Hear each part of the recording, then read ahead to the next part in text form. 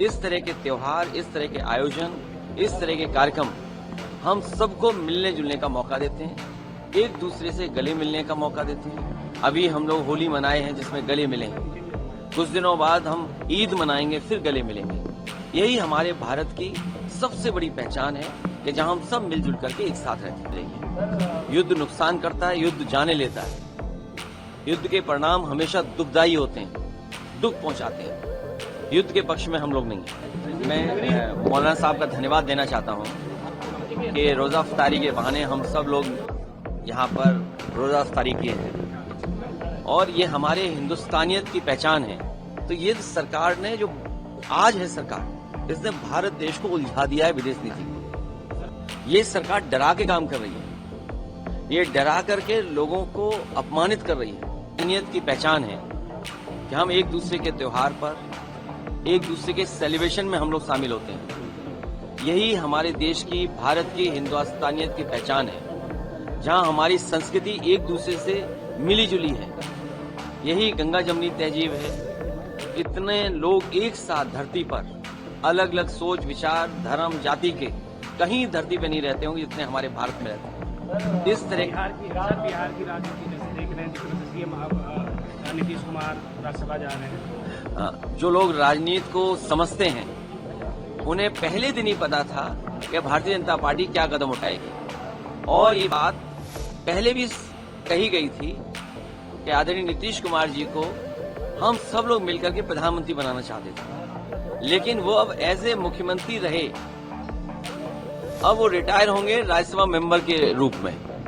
हम तो चाहते थे कि प्रधानमंत्री के रूप में रिटायर हो, लेकिन अब वो राज्यसभा के मेंबर होकर के ही रिटायर हो जाएंगे। युद्ध के पक्ष में हम लोग नहीं हैं। समाजवादी पार्टी कभी युद्ध के पक्ष में नहीं रही। ये विषय क्योंकि भारत सरकार पे ज्यादा है, लेकिन जब भारत सरकार ही चुप है तो मजबूरी में विपक्षी लोगों को अपनी पक्ष रखना पड़ रहा है, जहां भारत सरकार को अपना पक्ष रखना चाहिए। और इतनी कमजोर शायद सरकार कभी किसी ने नहीं देखी होगी।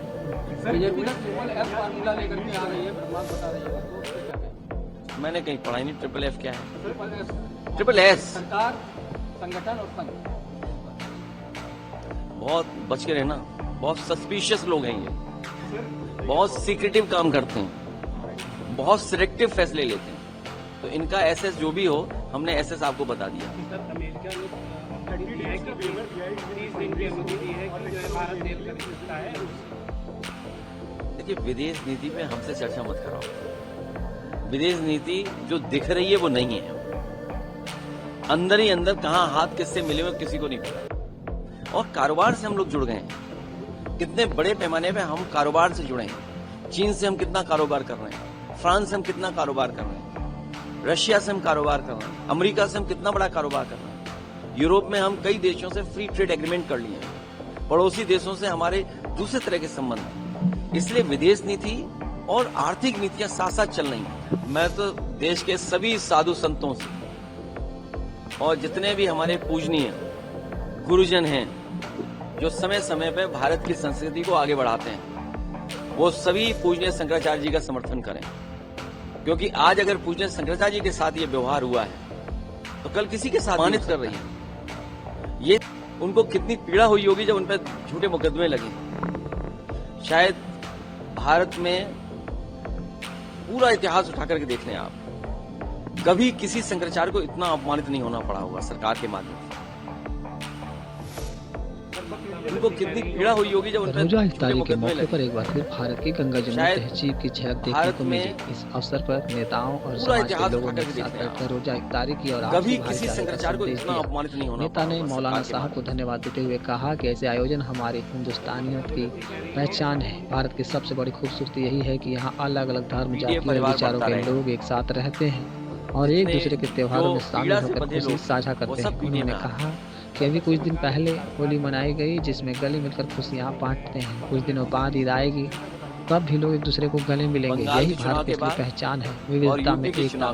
बिहार की राजनीति पर सवाल पूछे जाने पर उन्होंने कहा जो लोग राजनीति को समझते हैं उन्हें पहले दिन से ही पता था कि आगे क्या होने वाला है। उन्होंने कहा कि उनकी इच्छा थी कि नीतीश कुमार प्रधानमंत्री बने और उसी पद से रिटायर हो, लेकिन अब वो मुख्यमंत्री के बाद राज्यसभा के सदस्य के रूप में रिटायर होंगे। अंतर्राष्ट्रीय मुद्दों पर बोलते हुए उन्होंने कहा कि समाजवादी पार्टी कभी युद्ध के पक्ष में नहीं है। ईरान और इजराइल के बीच चल रहे संघर्ष पर उन्होंने कहा कि युद्ध हमेशा नुकसान पहुंचाता है, लोगों की जान लेता है और उनके परिणाम बेहद दुखद होते हैं। उन्होंने केंद्र सरकार पर निशाना साधते हुए कहा कि इतने बड़े मुद्दे पर बीजेपी के बड़े नेताओं की कोई स्पष्ट प्रतिक्रिया सामने नहीं आई है। उनका कहना है कि जब सरकार चुप रहती है तब विपक्ष को मजबूरी में अपनी बात रखनी पड़ती है। विदेश नीति पर टिप्पणी करते हुए उन्होंने कहा कि आज की सरकार ने भारत को उलझन भरी विदेश नीति में डाल दिया है। दुनिया के कई देशों के साथ व्यापारिक संबंध हैं और आर्थिक तथा विदेश नीति एक दूसरे से जुड़ी हुई है। उन्होंने साधु संतों और धार्मिक गुरुओं से भी अपील की कि वे भारत की संस्कृति और परंपरा की रक्षा के लिए एकजुट होकर रहे। उनका कहना था कि अगर आज किसी एक धार्मिक गुरु के साथ अलग अलग व्यवहार हुआ है तो भविष्य में यह किसी और के साथ भी हो सकता है। आखिर में उन्होंने कहा कि पीडीएस परिवार लगातार बढ़ रहा है और जो लोग पीड़ा और खिलाफ के अन्याय खड़े हैं वे इस आंदोलन से जुड़ते आ रहे हैं। पश्चिम बंगाल के राज्यपाल के इस्तीफे पर प्रतिक्रिया देते हुए उन्होंने कहा कि आने वाले समय में राजनीति में और भी कई बड़े घटनाक्रम देखने को मिल सकते हैं। अखिलेश यादव ने क्या कहा, आइए सुनते हैं।